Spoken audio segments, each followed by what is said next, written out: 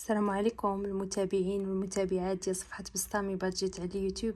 مرحبا بكم، مرحبا بيا معكم دائما في إطار سلسلة بسطامي بادجيت للتوعية المالية ولا الإدارة المالية.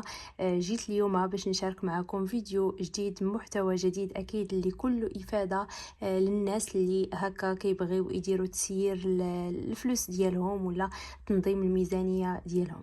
حنا هنا كالعادة كي كنفكركم دائما بغينا اننا نوصلوا لديك المرحله ديال الوعي المالي، ولا اننا نوصلوا جميعا اننا نقدروا نتحكموا في الفلوس ديالنا ماشي الفلوس اللي يتحكموا فينا.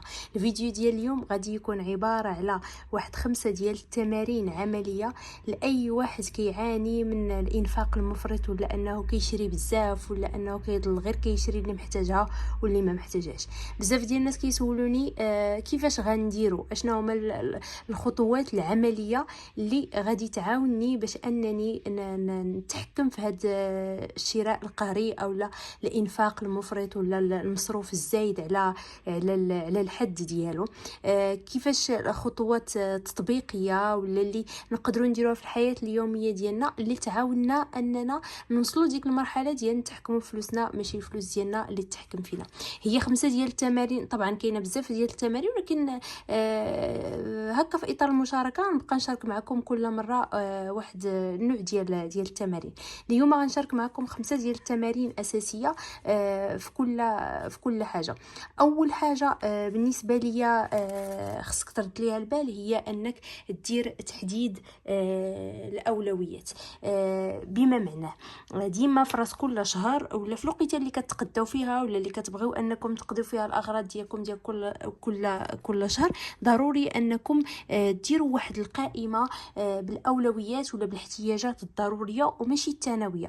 بمعنى كندير مثلا ورقه وستيلو لديك السلعه اللي كنبغي نتقداها.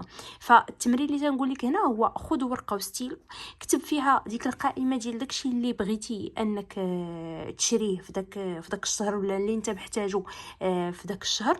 ومن بعد كتاخذ القياس ديال الفلوس اللي غادي يكفاوك باش تاخذ هذوك الاولويات وما تاخذش معاهم لاكارت كيشي، حيت اغلب الناس كيمشيو هكا كيتقداو من محلات تجاريه كبرى فكيديو معاهم لاكارت كيشي، الا ما كفاوهمش الفلوس اللي في جيبهم كيكملوا بلاكارت كيشي. فالتمرين الاول هو دير اولا قائمه ولا ديري قائمه بالاساسيات ديالكم ماشي الثانويات، وغادي تمشي قاصدها بالضبط في دوك المحلات. غتدي معاك واحد المبلغ ديال الفلوس اللي هو محدد غيكفاك في دوك الاولويات، لان كل واحد تعرف التقدير ديالو، باش ما تضطرش انك ولا تضطري انك تاخدي شي حوايج اللي هي زايده على داكشي او اللي كتبان لك هكا في تخفيضات ولا كتبغي غير انك تاخدها.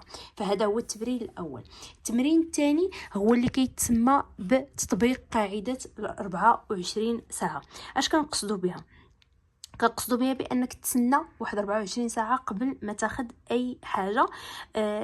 فهنايا كتجنب داك انك تشري الحاجه مباشره. ماشي غير كنقول مثلا بغيت نشري هاد الحاجه وكنمشي كنشريها.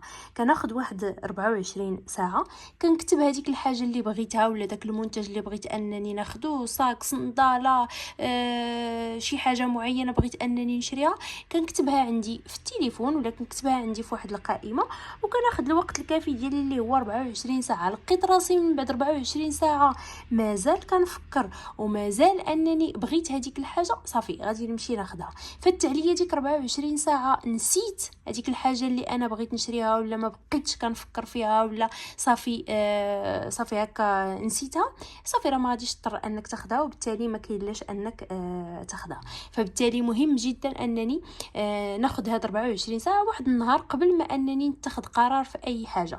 طبعا انا كنهضر لكم على الحوايج اللي هي صغيره والحوايج اللي هي كبيره. بغيت تاخذ طوموبيل ولا بغيتي تاخذ دار، اكثر من 24 ساعه فكر مزيان حتى كتشوف واش فعلا مناسبك ولا ما مناسبكش.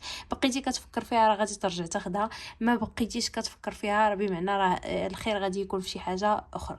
ثالث حاجه اللي هي ولا التمرين الثالث اللي هو تجنب المثيرات الشرائيه. اش كنقصد بها؟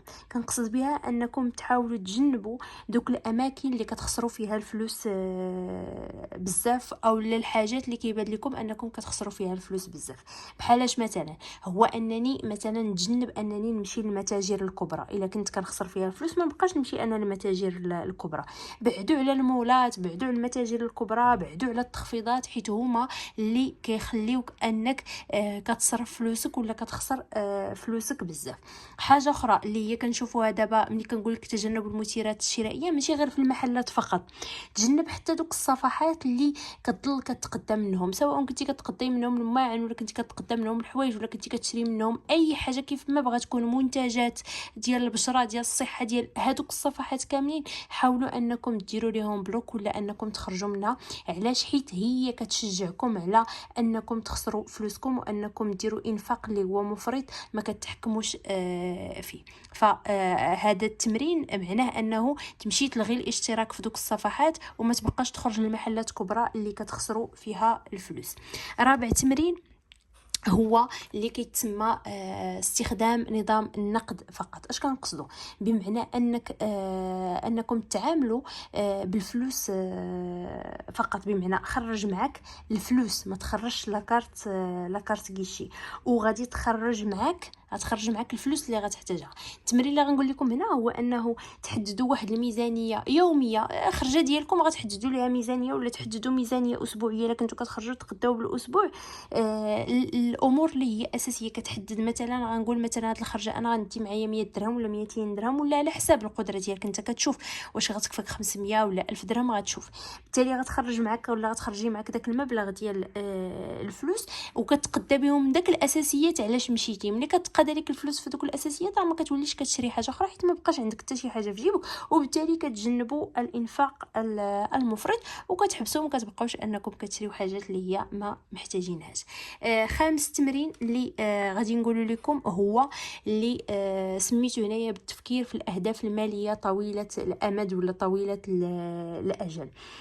ديما ذكروا ريوسكم باهداف ماليه اللي هي كبيره. اللي فيكم مثلا مازال ما دارش دار يفكر في انه يشري دار. اللي مثلا فيكم خدام شي خدمه مثلا ما مرتاحش فيها يفكر باش انه مثلا يدير مشروع. اللي فيكم مثلا بغى يدير طوموبيل. المهم كديروا اهداف اللي هي ماليه كبيره، بمعنى تتخصصها مبالغ ماليه اللي هي كبيره ومده كبيره باش اننا نجمعوا ليها، باش اننا نحققوها. التمرين اللي غادي نقول لكم هنا هو انكم ديروا عاوتاني ورقه وستيلو ولا في التليفون ديالكم تكتبوا اشنا هما هاد القائمه ديال الاهداف الماليه اللي بغيتي تحققها.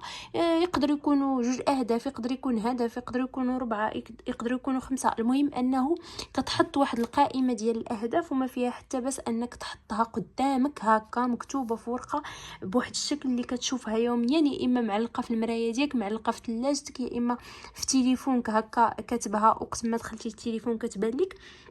فهاد الاهداف الماليه اللي كتحطها قدامك وكتشوفها يوميا، غير كتفكرها كيولي داك الاحساس ديال انك بغيتي تشري شي حاجه بحال كيرجع شويه للور، ولا كتولي كتراجع كتقول لا ما نشريش هاد الحاجه. علاش؟ حيت بغيت نحقق واحد الهدف مالي اللي هو كبير.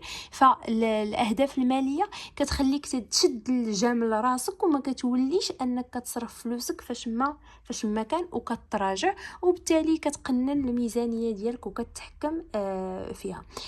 هادو تمارين بسيطه جدا اللي تقدروا انكم ديروها وتعاودوا، حيت راه ماشي من اول مره بالضروره اننا ننجحوا في كل شيء. ضروري اننا نتقاتلوا مع ريوسنا واحد شويه، ضروري اننا نزيروا راسنا واحد شويه الا كنا بغينا اننا نحققوا واحد الاهداف ماليه وبغينا اننا نتجاوزوا هذا المشكل هذا ديال الانفاق المفرط ولا الشراء القهري. الفيديو ديالي هنا غادي يسالي، وكيف العاده كنتمنى انه ينال الاعجاب ديالكم، وعلاش لا تشاركوني في التعاليق بآرائكم طبعا اللي غادي نكون سعيدة بأنني نقراها. كيف العادة ما تنسوش حكموا بسطامكم لدوير زمانكم، حيت حتى حد ما غادي يديرها بلاصتكم. مع السلامة.